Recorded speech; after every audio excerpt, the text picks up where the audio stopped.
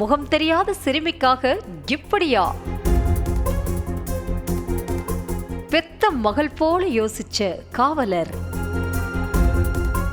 அப்படி என்ன செஞ்சார்? வாங்க விரிவா பார்க்கலாம்.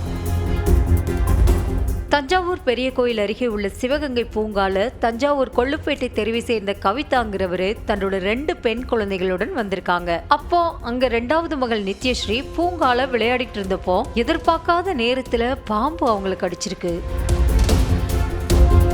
இதை பார்த்ததும் தாய் செய்வதறியாமல் திணறியபடி ஆம்புலன்ஸ்க்காக காத்துட்டு இருந்திருக்காங்க. ஆனா ஆம்புலன்ஸ் வர்றதுக்கு நேரம் அதிகமாக மகளும் வழியால துடிச்சு போயிருக்காங்க. அந்த நேரம் பார்த்து அங்கு பணியில் இருந்த போக்குவரத்து காவலர் ராஜ கண்ணப்பன் சிறுமியோட கதறலை பார்த்ததும் மனசு கேட்காம உடனே தன்னோட இருசக்கர வாகனத்துல சிறுமியையும் சிறுமியோட தாயையும் கூட்டிட்டு வேகமா பக்கத்துல இருக்கிற அரசு ராசா மிராசுதார் மருத்துவமனைக்கு கூட்டிட்டு போயிருக்காங்க. மருத்துவமனையில சிறுமியை இறக்கி விட்டப்போ சிறுமி காவலருக்கு தேங்க்யூ சார்னு சொல்றாங்க. இதோட அப்படியே அவர் கிளம்பாம சிறுமிய தம் பெத்த பிள்ளை மாதிரி யோசிச்சு சிறுமிய கையிலே தூக்கிக்கிட்டு அவசர வார்டை நோக்கி ஓடுறாரு. அதே மாதிரி பூங்காவுல தனியா நின்றிருந்த மூத்த மகளையும் மருத்துவமனைக்கு அழைத்து வந்திருக்காரு இந்த காவலர்.